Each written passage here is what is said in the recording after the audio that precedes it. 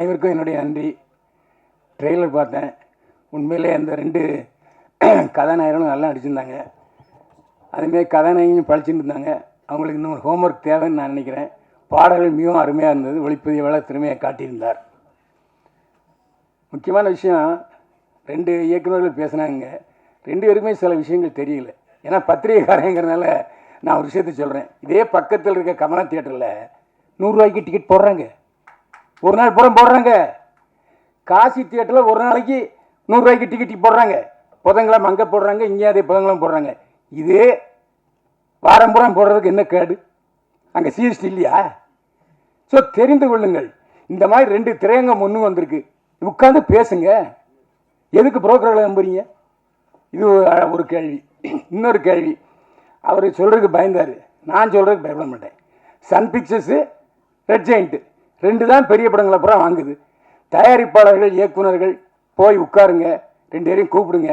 என்ன பிரச்சனை சொல்லுங்கள். உங்கள் படத்தெல்லாம் நீங்கள் 100 ரூபாய்க்கு டிக்கெட் போடுறோம், பேசுங்க. இதையே செய்ய மாட்டீங்க.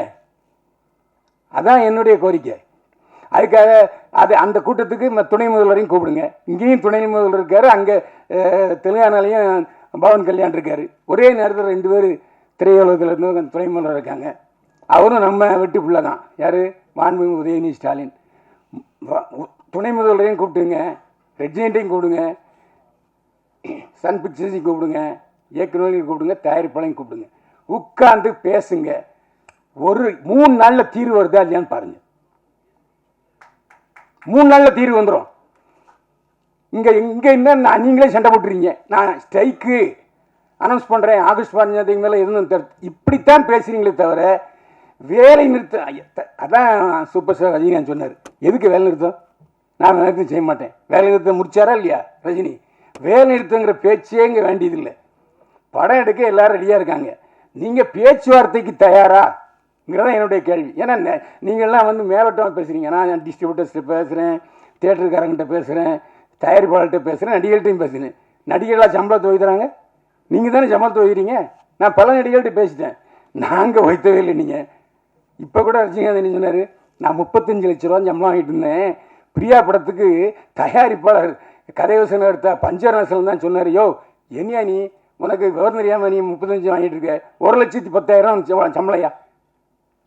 அவர் வாங்கிட்டு இருந்தது 35,000 வாங்கிட்டு இருந்திருக்காரு. 1 லட்ச ரூபா கொடுத்தாரு முதல்ல பிரியா. இது ரஜினிகாந்தே சொல்கிறார். அப்போது நீங்கள் தான் சம்பளத்தை ஏற்றுறீங்க. போட்டி போட்டு 4 பேர் போகிறீங்க, ஏற்றுறாங்க.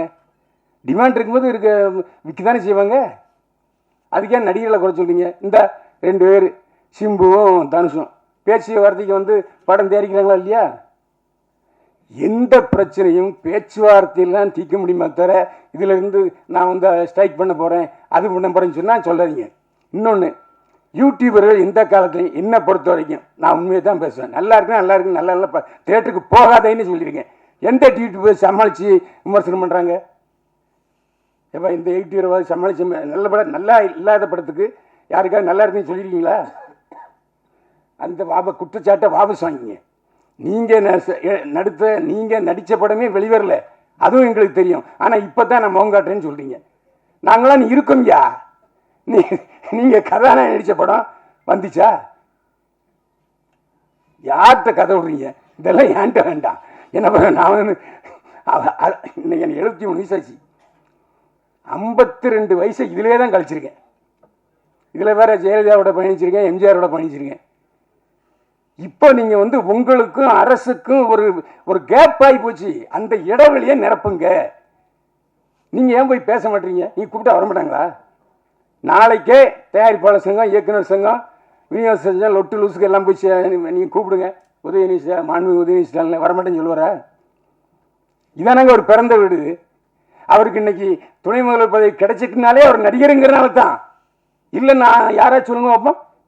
அவருடைய தேர்தல் 2 தேர்தலையும் அவர் தான் தனியாளாக போய் திமுகவுக்கு பிரச்சாரம் பண்ணார். அதனால தான் அவருக்கு இந்த பதவி. இன்றைக்கும் உதயநிதி ஸ்டாலின் மக்களுக்கு தெரியுது, துணை முதல்வராக தெரியாது, நடிகராக தான் தெரியும். அந்த அளவுக்கு இந்த தாய் வீடு இருக்குது. நீங்கள் பேசுகிறது கூச்சப்படுறீங்க. நடப்பு தயாரிப்பாளர் சங்கம், கில்டு, லொட்டு லொசுக்கு இதெல்லாம் வேண்டாம். எல்லாரும் ஒருங்கிணைத்து ஒரே குரலாக நான் சொன்னது, கமலா தியேட்டர்லையும் காசி தியேட்டர்லையும் 100 ரூபா டிக்கெட்டு அன்னைக்கு ஃபுல்லாகுது. 4 ஷோ போடுறாங்க, 4 ஷோ ஃபுல்லாகுது. அப்போ என்ன அர்த்தம்? ஒரு 2 தியேட்டருக்காரங்க லீட் எடுத்து செய்கிறாங்க இல்லையா, அதே மாதிரி 100 ரூபாங்கிற 150 ரூபா. எம்ஜிஆர் நான் அடிக்கடி சொல்கிறேன், அதாவது சஃபயரு, அப்புறம் கேசினோ, இன்னும் ஒரு 5-6 தியேட்டரில் இங்கிலீஷ் படம் தான் போட்டே இருந்தாங்க. அப்போது முக்தா சீனிவாசன் தான் தயாரிப்பாளர் சங்க தலைவர். நேராக போனார் முதல்வர் எம்ஜிஆர்ட்ட, இந்த மாதிரினார். உடனே அவர் போட்டார், ஒரு வருஷத்துக்கு 3 மாதம் தமிழ் படம் எல்லா தியேட்டர்லையும் திரையிடணும்னு ஜியோ போட்டார். அதுக்கப்புறம் தான் சஃபேரில் பில்லாக ரிலீஸ் ஆச்சு. இந்த மாதிரி அரசுக்கும் நம்ம திரைப்பட தொழிலுக்கும் ஒரு அணுக்கமான நுணுக்கமான தொடர்பு இருக்கணும். இருந்தால் நிச்சயமாக அந்த காலத்தில் 7 படம் வந்து 7 படம் ஓடலையா? நீங்கள் தானே சொன்னீங்க 7 படம் ஓடிச்சுன்னு. 7 படத்துக்கும் தியேட்டர் இருந்தது இல்லை. எனக்கு தெரிஞ்சு ஒரே நாளில் தீபாவளியில் 4 படம் பார்த்துருக்கேன். புரட்சியாளர் எம்ஜிஆர், நடிகர் சிவாஜி கணேசன், ஜெய்சங்கர், முத்துராமே 4 படம் பார்த்துருக்கேன் ஒரே நாளில் 4 ஷோ. அப்படிலாம் பார்க்குறதுக்கு ஜனங்க இருக்காங்க. என்ன நீங்கள் சொன்ன மாதிரி எல்லா கேவலம் 360 ரூபா கொடுத்து ஒரு இந்த ஸ்நாக்ஸ் வாங்கினா ஒரு நேரம் சோறை பார்த்து அந்த அளவுக்கு விலை 250 ரூபா 300 ரூபா. அதெல்லாம் நீங்கள் தியேட்டருக்காரங்களுக்கு உட்காந்து இதெல்லாம் குறைங்கப்பா, இதெல்லாம் அதிகம், அவங்க செலவாகுதுன்றாங்க. நான் தான் திரும்ப சொல்கிறேன்னே, காசி தியேட்டர்லையும் கமலா தியேட்டர்லையும் 100 ரூபாய்க்கு போடுவதற்கு தயாராக இருக்கும் பொழுது 150 ரூபா அங்கே அவங்க தயாராக இருக்க மாட்டாங்களா? சரி வேண்டாம், பெரிய படங்கள் வரும்போது போட்டுங்கப்பா. மீதி ஒரு வருஷத்தில் எத்தனை பெரிய படங்கள் வருது? 10 வருமா? அதுக்கு மட்டும் விட்டுருங்க. மற்றதை பூரா நீங்கள் வந்து இந்த பாதி செல்லக்குட்டி படத்துக்கு கொடுங்கன்னு கேளுங்க. தேட்டருக்காரன் மாட்டேன்னுவாங்களா, இல்லாட்டி விநியோகஸ்தர் மாட்டேன்பாங்களா, இல்லை அரசாங்கம் மாட்டேன்னு சொல்லுவாங்களா? அதுவும் ஜிஎஸ்டி இருக்கு இல்லையா? 100 ரூபா டிக்கெட்டில் ஜிஎஸ்டி இருக்குது, இல்லாமல் இல்லை. ரேஷியோ குறைவு, அவ்வளோதான். அதனால் நாம் உட்காந்துக்கிட்டு நாங்கள் தயாரிப்பாளர் சங்கம், நாங்கள் ஒரு ரூட்டில் போவோம், தயாரிப்பாளர் சங்கம் அவங்க ஒரு ரூட்டில் போவாங்க, சின்ன தயாரிப்பாளர் சங்கம் அவங்க ஒரு ரூட்டில் போவாங்கன்னா புரோக்கர்கள் தான் வாழ்வார்கள். நான் தான் சொல்கிறேன்னு, இன்னைக்கு ரெட் ஜெயண்ட்டு மற்ற சன் பிக்சர்ஸ் இல்லைன்னா உடனே இங்கே ஒரு 10-100 தேட்டர் கிடைக்குமா? புரோக்கரை தான் தேடி போகிறீங்க. ஏன் அவங்க நேரடியாக தேட்டருக்காரங்கிட்ட உங்களோட பேசுறதுக்கு வசதி இல்லையா? அதுக்கு ஒரு அமைப்பை அமைங்க. தேட்டர் அதிபர்களும் பேசுவதற்கு ஒரு அமைப்பை நீங்களே அமைங்க. யார் மாட்டேன்னு சொல்லுவாங்களா? இன்னைக்கு அவங்க உட்காந்துட்டு ப்ரெஸ் மீட் பண்ணுறாங்க, எங்களுக்கு பத்தலை, இன்னும் ஏற்றி கொடுன்னு. எங்கே போய் இப்போ ஏற்றி கொடுக்குறது? ஒரு பத்திரிகையாளன் என்கிற முறையில் இவ்வளோ நாள் இருந்ததில் என்னுடைய அறிவுரைகளை சொன்னேன். ஏன்னா என்ன காரணம்னா, சில விஷயங்கள் தெரியாமல் இருக்காங்க.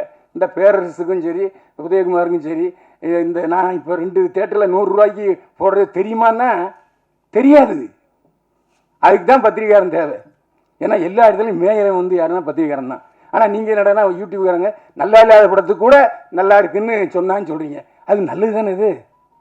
எப்போ நான் ஒருத்தன் இருக்கேன், ஒரு படத்தை கிளி தொங்க விட்டுருவேன். இன்னும் ஒரு 4 பேர் போயிருக்காங்க, பார்த்தோன்னே அண்ணே வணக்கண்ணே பார்த்துண்ணே அப்படிம்பாங்க. அப்படிப்பட்ட சூழ்நிலை யூடியூபர்கள் இன்னைக்கு எல்லா படத்தையும் பாராட்டி எழுதுனாங்கன்னா உற்சாகப்படுத்துங்க. நீ ஏன் நல்ல நல்ல படத்துக்கு இல்லை ஒரு தடவை பார்க்கலாம்னு சொல்லிட்டு அந்த விமர்சனத்தை வைக்காதீங்க. தயவு செஞ்சு பத்திரிகைக்காரங்க எல்லாருக்கும் தெரியும் எப்படி விமர்சனம் எழுதுறது, எப்படி விளம்பரம் வாங்குறது, எப்படி ப்ராஜெக்ட் பண்ணுறதுன்னு தெரியும். அதனால் நீங்கள் தயவு செஞ்சு உங்கள் சினிமாவில் நல்ல படம் எடுங்க. ஓடுற படம் ஓடாத படம் 2 தானே. இன்றைக்கி ஓடிடிங்கிற ஒரு தளம் இருக்குது. அந்த ஓடிடி தளத்தில் பேசுங்க. ஓடிடி தளம் 4 தளம் இருக்கு இல்லையா, அவங்ககிட்ட பேசுங்க. முன்னாலேயாச்சும் சென்னை தமிழ்நாடு ரிலீஸு இல்லைன்னா சிலோன் ரிலீஸு. சிலோன் தான் விற்பனை, அவ்வளோ விற்பனை. எம்ஜிஆர் படம் சிவாஜி படமும் சிலோன் தான் 100 நாள் ஓடும். ஓடிடி தளம் இப்போ திடீர்னு ஸ்ட்ரைக் பண்ணுறான், மாட்டேங்கிறான், அவன் சிவப்பு கொடி காமிச்சிட்டான். ஸோ அவங்கள கூப்பிட்டு உட்கார வச்சு என்ன உங்கள் பிரச்சனை, சின்ன படங்கள் வாங்குங்க, பேசுங்க. அதுதானே உங்களுக்கு நன்மையை போய்க்கும். வியாபார ஸ்தலங்கள் இப்போ சினிமா தேட்டரில் ஒரு வாரம், இப்போ எதுக்கு சினிமா தேட்டரில் வந்து திடீர்னு 3 நாள் சக்ஸஸ் மீட் வைக்கிறாங்க தெரியுமா? ஓடுற படத்துக்கும் சரி ஓடாத படத்துக்கும் சரி 3 நாள் சக்ஸஸ் மீட். என்ன காரணம்னா ஓடிடி பிரச்சனை இருக்குது. ஓடிடியில் அந்த தளத்தில் இந்த சக்ஸஸ் மீட் வச்சா தான் நிறையா பப்ளிசிட்டி ஆகுதுங்கிறதுனால தான். இதெல்லாம் தயவு செஞ்சு நீங்கள் அதை யோசிங்க, யோசித்து முடிவெடுங்க. நன்றி, வணக்கம்.